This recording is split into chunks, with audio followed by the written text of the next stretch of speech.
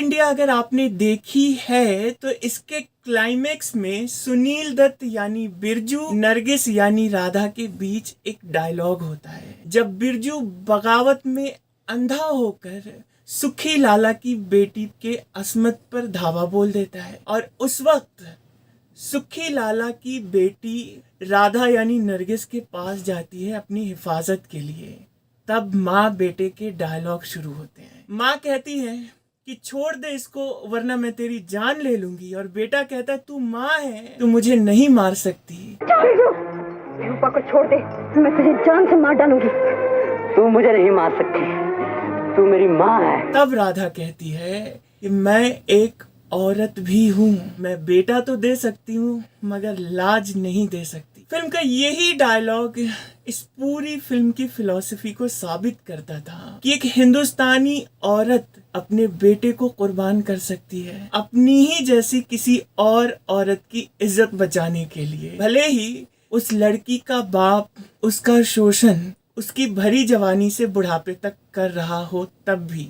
नरगिस जब पैदा हुई तो उनकी माँ जद्दन बाई ने उन्हें नाम दिया था फातिमा रशीद, और उनके फादर ने उन्हें नाम दिया था तेजस्वी उत्तम चंद मोहन चंद। मगर कहाँ पता था नरगिस को कि ये दोनों नाम पीछे छूटेंगे और वो नरगिस बनकर फिल्मों में आएंगी। फिल्म तलाशे हक से शुरुआत करने वाली नरगिस तकदीर में सिर्फ 14 साल की थी और वहीं से इनकी किस्मत का सितारा चमकना जो शुरू हुआ, कहने की जरूरत नहीं कि उन्होंने अपने आप को फिल्म इंडस्ट्री में किस दर्जे की एक्ट्रेस के तौर पर साबित किया। चाहे वो रोमांस राज कपूर के साथ का रहा हो या सेपरेशन, जग जाहिर है। मगर फिल्म मदर इंडिया में वो खूबसूरत हादसा ना होता जो उस वक्त हो सकता था कि ट्रेजेडी हो सकती थी, मगर इसी हादसे के दौरान नरगिस ने ये समझ लिया कि सुनील दत्त ही उनके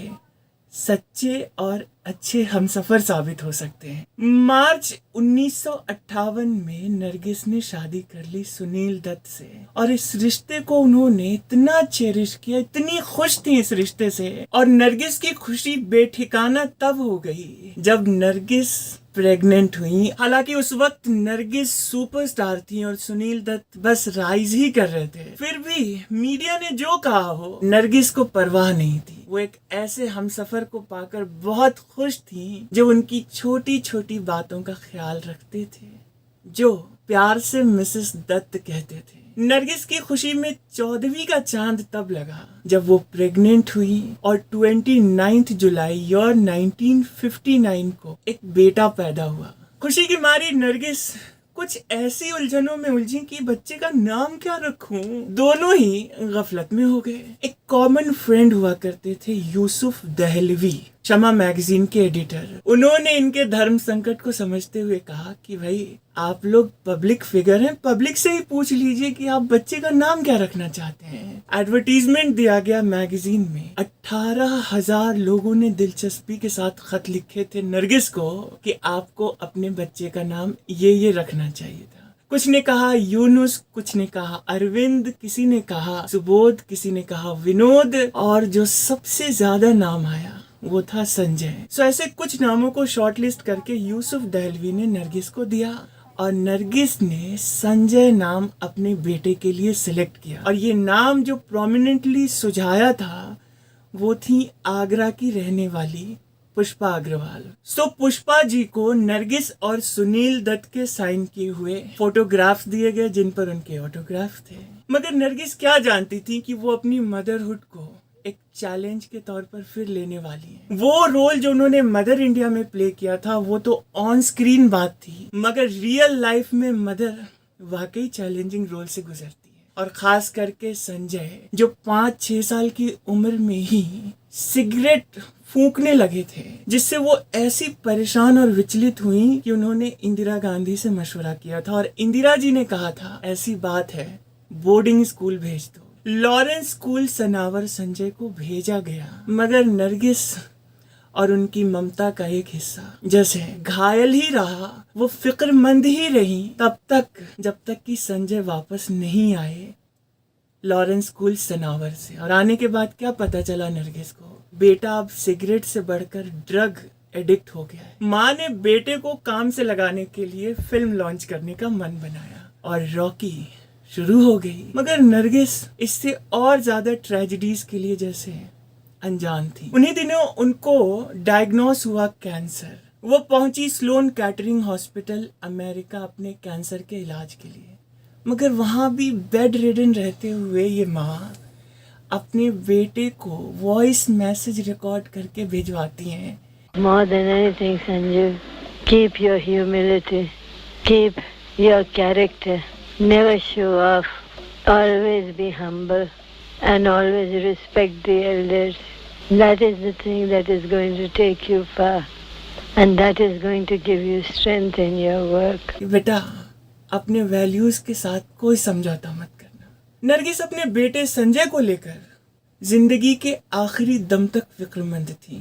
तभी उन्होंने कहा था कि फिल्म रॉकी को प्रीपोन करवा लो। सो तारीख रखी गई थी 8 मई 1981। मगर किस्मत ने नरगिस को 5 दिन ज्यादा की भी मोहलत नहीं दी एंड वो 3 मई ईयर 1981 को दुनिया से चली गई। उनकी याद में दुर्गा थिएटर में एक सीट खाली रखी गई थी E15 नाम की। एक तरफ सुनील दत्त, दूसरी तरफ संजय दत्त। फिल्म आई तो संजय को भी बतौर नरगिस के बेटे लोगों ने एक्सेप्ट कर लिया था। मगर संजय की लाइफ बस यहीं तक तो नहीं थी ना। संजय के दामन पर छींटे आए ईयर 1993 में बहुत ही सीरियस एलिगेशन लगा। और वो जैसे कहते हैं ना कि बगैर आग के धुआं नहीं उठता। सो बात साबित हुई, उनको सजा हुई, उन्होंने सजा काटी और फिर संजय लौटते हैं। इन दिनों सुना है कि संजय को भी कैंसर डिटेक्ट हुआ है। संजय दत्त क्या अपनी माँ की वो मजबूरी और उसके ममता की वो बेबसी को महसूस आज करते होंगे जो उनकी माँ उनको लेकर महसूस करती थी।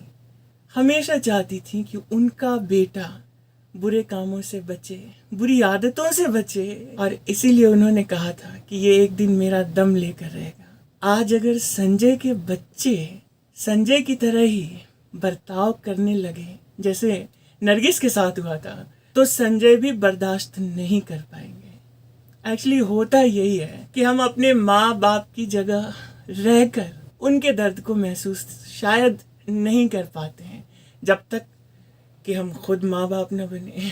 फिल्म वास्तव का वो सीन जब रघु अपनी माँ के पास पहुंचता है शांति की तलाश में, घबराया हुआ सा, डरा हुआ सा। वो जिसने मुंबई के अंडरवर्ल्ड को थर्रा दिया था फिल्म में, वो अपनी माँ से शांति मांगता है और माँ शांति स्वरूप क्या देती है वो फिल्म में आपने भी देखा है।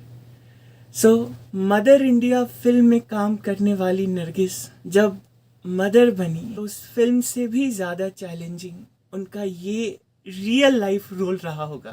फिल्में तो लार्जर देन लाइफ प्रोस्पेक्ट से बनाई जाती हैं जिसमें आप चाहें तो जितना मर्जी मॉरल हाई ग्राउंड ले सकते हैं मगर उस पर असल जिंदगी में चलना नेक्स्ट टू इम्पॉसिबल माना जाता है। ये भी सच है। अगले वीडियो में फिर मिलता हूँ आपसे बस वही रिक्वेस्ट कि कभी किसी से बैर नहीं। बैर का मतलब कोई दुश्मनी नहीं, क्योंकि कोई गैर नहीं, क्योंकि कोई दूसरा है ही नहीं। सब अपने हैं, सारी दुनिया अपनी है।